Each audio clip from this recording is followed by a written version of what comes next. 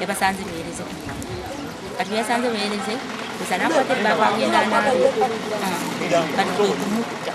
Motiaba Moses Musigo tusangiriza ku kitanda mu ddwaliro ebbomu ng'ebiri ku nsita bitegeera yeyakidde mukazi we Namukwaya Nandege ya Sala n'amutematema ebiso ebyamuse oluvannyuma lw'okumusangiriza nga basinda omukwano mu kitanda kye n'omusiguze.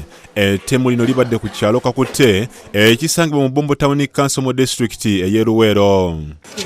Kyavuddemu era kwe kubasanga nd'okumbuza mu nju n'akwata ejjambiya omwami n'adduka n'atema omukyala n'ono mulala yabadde era muganda w'oli omusiguze bwamuyita mwami Korea.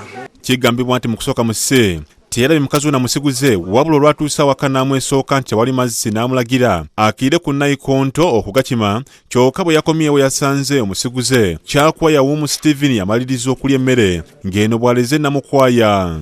Kino kyamujje mu mbeerera Namukwaya bwe yamulagidde okulya emmere n'agaana kwe kumutegeeza ng'omwana omuwere ategerekeseke lya piisi bw'atali wuwe ng'era nti wa Yawumu. Kino kyatabudde mu ssena gy'ejjambya n'atematema mukazi we n'amukutulako ensingo n'afa.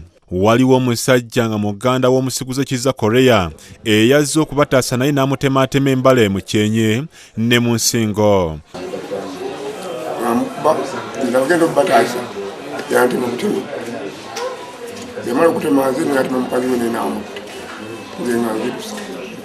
Omukyala okudduka okwetaasa yadduse ng'agwa ku ppipa. Amaze okugwa ku ppipa omusajja yafunye buyambi bwonna batemeetemye butemi. Bokedde TV wetukidde mu kitundu kino ng'abooluganda bateekateeka kugenda kuziika ku kyawo Namayamba e Luweero. Ye musisasiza mu bupiira oluvannyuma lw'okuwa obutuwa yejje mu bulamu bw'ensi eno. Ogamba butemu nezivudde kagamba musisa bara suspecting ati omukazi we achitinga olwo omusajja mukola kyamutwala naye kati nsubira ati amateeka yamuttute mu ngalo ye n'asalawo akola ki atemulamu atema omukazi. Ali kintu kibi nnyo kati muto waayina ensonga yafaanana bwe bw'otyo kibeera kirungi agende ku mateeka oba ku poliisi. Namukwaya abadde n'abaana 5 kyokka ng'azze abatobeka mu basajja ab'enjawulo. Ye omusiguze Yawumu adduse ku kyalo ng'atya okutuusibwako obulabe.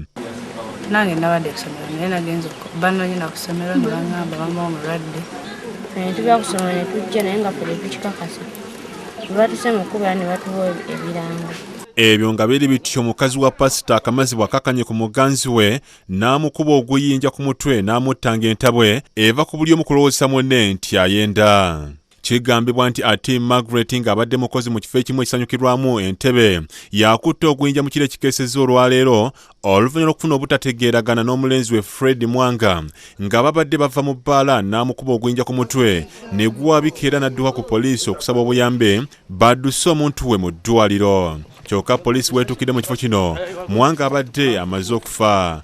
Naye nga babadde batera nnyo okulwana kwanza nina omwana nga yajjako n'asula eno emmanju n'agezaako okulipootinga nti basula balwana n'agendako ne Walandi Road waabwe n'abategeeza nti bannange bali bayinza okwettira mu nnyumba. Era omukyala n'ajja muganda wange n'atuukawo n'alabula omulenzi toddamu kulwana nakuba mukyala. Omulenzi n'agamba nti omukazi yamugambye nti mukube. Oluvannyuma poliisi ekutte Atim kati akumira ku poliisi Entebbe okugiyambako ku kunoonyereza okulaba ki ekikolwa kino Atim kye yakoze kwe kyavudde.